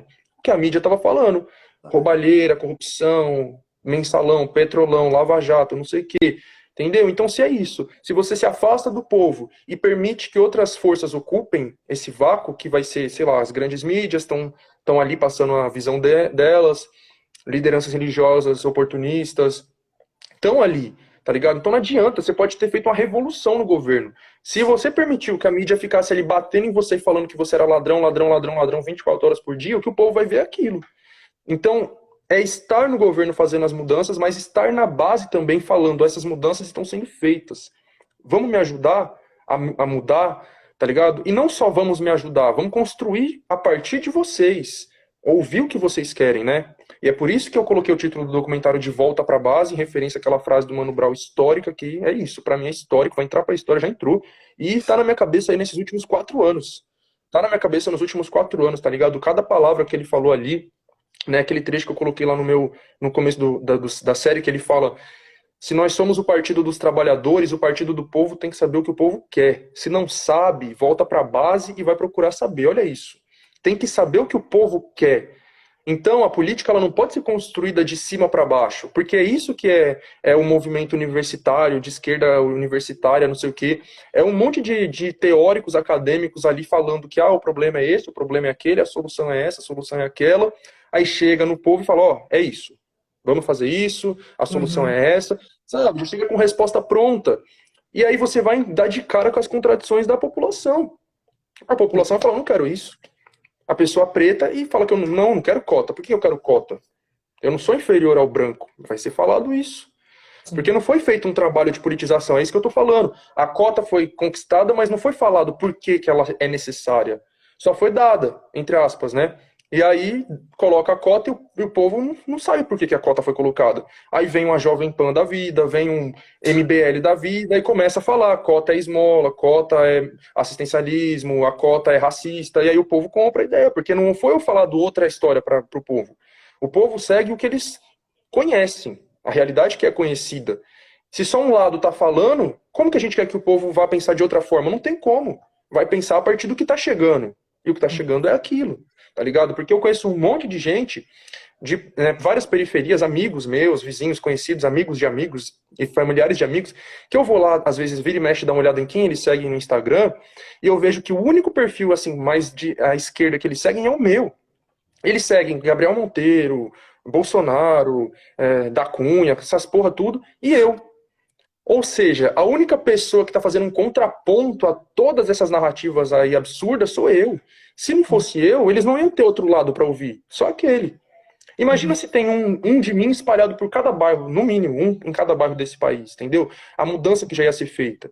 Porque Uhum. não é isso que eu tô falando, são ideias que não são conhecidas. Não tem como a Entendi. gente exigir que o povo seja isso, seja aquilo, pense assim, vote assado, se o povo nem sabe que essas coisas existem. É. É o primeiro episódio lá da minha série. Você sabe que é esquerda e direita? A grande maioria não. Então, nem isso, que dentro da política é o básico, sabe? As pessoas não sabem. Como que eu vou exigir que as pessoas sejam de esquerda, batam no peito e falem eu sou revolucionário, socialista, comunista, social-democrata, não sei o que lá, se as pessoas não sabem nem o que é esquerda e direita? E eu não tô diminuindo por não saber, porque ninguém é obrigado a saber se essa informação não chegou até você. E quando chega, é o quê? É essas pessoas como, falei, apresentadores de televisão, lideranças religiosas oportunistas e influenciadores da internet, que são 99% de direita. Esses dias aí minha vizinha tava falando que eu ouvi da minha casa, minha vizinha que é líder ali da casa dela, é tipo uma casa de oração, né? Aí Aham. ela tava falando que a esquerda é do demônio porque a Bíblia diz que Jesus está sentado à direita de Deus. Entendeu? Então o que chegou nela de o que se eu perguntasse para ela o que é esquerda e direita, ela falar direita, esquerda é o demônio porque Jesus está sentado à direita de Deus. E aí, sabe? É os referenciais das pessoas. Se não tem outro referencial, como que eu vou julgar a pessoa por pensar de uma forma? É a única forma que ela conhece. Enfim, é isso. Não, achei que tudo que você falou, mais uma vez, foi muito importante, né? E quando a gente fala de mídia, controle da mídia, isso historicamente é uma guerra para ver quem consegue divulgar suas ideias, né? Inclusive tem uma cena muito emblemática de Marighella, é, que é um filme que eu amo, assim, porque eu amo toda a produção envolvida, sou muito fã de toda a galera, assim, conheço gente que trabalhou na produção e tudo mais. E aí, ele tá naquela de tentar divulgar, na verdade, meio que um pouco da história é isso, como é que eles vão tentar divulgar o que eles estão querendo falar, né? Como é que eles vão falar sobre os maus da ditadura, né? Os malefícios da ditadura, se na verdade quem tá controlando sempre a grande mídia era, enfim, ali o governo militar na época, né? E aí tem aquela cena fatídica em que eles conseguem desviar o sinal do rádio, conseguem falar para mais gente e tudo mais. Então, historicamente, isso é uma luta também conseguir trazer com que. Isso foi muito debatido de novo agora nas eleições, porque o Léo Péricles não foi convidado para nenhum debate, né? Simplesmente não tinha nenhum candidato assim mais à esquerda ali debatendo, na Globo, debatendo, enfim, nessas outras grandes mídias. E aí no final entra também muito daquilo que a gente fala sempre, né? Que a gente acha que a mídia, ela no Brasil é super independente e ela não é, na verdade, ela tá ali prestando serviço para grandes famílias que detêm o poder, né, dessas grandes mídias. Então são os donos da Globo, são os donos da Record, são os donos da Folha de São Paulo, são os donos do Estadão e tudo mais. E é uma galera que, por exemplo, e aí eu acho que veio uma memória, na verdade nem acho, eu acho que é desonestidade intelectual mesmo, de falar que a Globo, nossa, olha como ela é a favor do Lula e não sei mais o quê. E é uma mentira, parece que ninguém nunca ligou o noticiário em 2013, em 2014, assim. Eu era muito nova, eu Uhum. tinha 11, 12 anos, né, quando tudo aconteceu, eu sou de 2002, mas eu lembro muito, muito, muito, muito mesmo. Do Jornal Nacional, só se falava do escândalo na Petrobras e a Lava Jato, não sei mais o quê, blá, blá. E aí, então eu acho que a galera se esquece um pouco disso, né? Que a gente tá falando mais uma vez de grandes empresários, de burgueses, no final das contas, né? Sim. Mas, bom, a gente já tá aqui em quase 2 horas de live e vou encaminhando aqui pro nosso final. Só falar que agradeço muito, de coração, você ter aceitado conversar aqui com a gente um pouco, dando o seu ponto de vista. Eu acho que foi muito importante toda a nossa conversa. A galera tá curtindo bastante tudo que você falou, todo o nosso diálogo, a nossa troca aqui. Te parabenizar mais uma vez por todo o seu trabalho nas redes sociais e por todo o seu trabalho no documentário em si, que é maravilhoso. Para quem não assistiu a série documentário, né, que você lançou ali no seu canal do YouTube, que é Chavoso da USP, que chama Volta para Base. Enfim, recomendo muito para quem quiser se aprofundar mais em tudo que você tentou explicar aqui um pouquinho hoje. E é isso. Não sei se você tem mais alguma coisa final para falar. Não, eu tenho que agradecer demais, demais, e só comentando também essa última fala que você fez sobre a questão das mídias, que entra naquela pauta que é polêmica sobre a regulamentação da mídia, que também é totalmente distorcida, né? Que o povo acha que falar em regulamentação de mídia é censura, é não sei o que lá. Gente, a Constituição fala sobre regulamentação da mídia, que nada mais é do que, por exemplo, você impedir que as mídias todas se concentrem nas mãos de poucas famílias, como você disse. Sabe, a gente tem que as televisões aí no Brasil estão concentradas na mão de 5 famílias Sim. bilionárias e uma igreja bilionária, sabe? E mais da metade de todas as mídias do Brasil, incluindo jornais, rádios, etc., tá na mão também dessas 5 famílias. Mais da metade de todos os meios de comunicação de um país. Sabe, a Constituição fala que também não pode ter as mídias elas têm que ser produzidas em todo o território, etc. E você vai ver que acho que 98% de todo o conteúdo midiático no Brasil é produzido aqui no eixo Rio-São Paulo, tá ligado? A Constituição fala, né, político não pode ser dono de meios de comunicação. Tem um monte de deputado, de senador que é dono de rádio, de TV, de jornal. É sobre isso, sabe? É impedir políticos de controlar as mídias, é impedir essa concentração absurda, esse monopólio na mão de pouquíssimas famílias, tá ligado? Então é sobre isso. E é fundamental que aconteça essa regulamentação e quebrar esse monopólio absurdo, porque é isso. São 5 famílias bilionárias ali doutrinando a população 24 horas por dia para que pense do jeito que eles querem. E a Globo não tem absolutamente nada de esquerda, tá ligado? O pessoal fica nessa, que a Globo é de esquerda. Só porque ela não é reacionária, já é vira de esquerda, sabe? A Globo é liberal. Ponto. Vamos estudar, minha gente, o que é como o vídeo lá que você citou no começo meu, onde eu explico que não é só esquerda e direita, são esquerdas e direitas. Claro. Então tem a centro-esquerda, a esquerda radical, tem a centro-direita, a direita liberal, a extrema-direita, então são várias coisas aí. Não é porque a Globo não é de extrema-direita bolsonarista que ela é de esquerda, pelo contrário, ela é muito de direita, né? Inclusive assista um documentário muito além do Cidadão Kane, que fala sobre essa dominação aí da Globo no Brasil e representando os interesses da burguesia, da classe dominante. Enfim, então é isso. Agradeço aí muito pelo espaço, pelo convite. Foi uma conversa incrível, gostei muito. E é isso. Valeu para todo mundo que acompanhou também. Segue eu aí, Chavoso da USP, aqui no Insta, no YouTube, todas as redes. E até um próximo papo aí, Fernanda. Obrigadão mesmo. Imagina, mais uma vez, eu que agradeço. Inclusive, queria falar que eu conheci a Unidade Popular por sua causa, vendo no seu Instagram. Ô, da hora. Não conhecia o trabalho deles, nunca tinha nem escutado falar. E enfim, um partido super novo, né, de 2019. Sim. Não conhecia, fui atrás para ver e para conhecer mais o trabalho deles, né, não só do Léo, mas da Vivian Mendes, enfim, dos deputados que eles estavam querendo eleger. E agora vou atrás para conhecer mais também do trabalho, cada vez mais do trabalho deles, né, poder acompanhar mais, enfim, poder estar mais engajada nesse sentido. Mas mais uma vez, muito obrigada a todo mundo que nos acompanhou durante esse tempo, né? E é isso, gente. Boa noite a todos. Vou deixar a live salva mais uma vez. E é isso, gente. Obrigada. Tchau, tchau. Valeu, boa noite. Tchau, tchau, gente.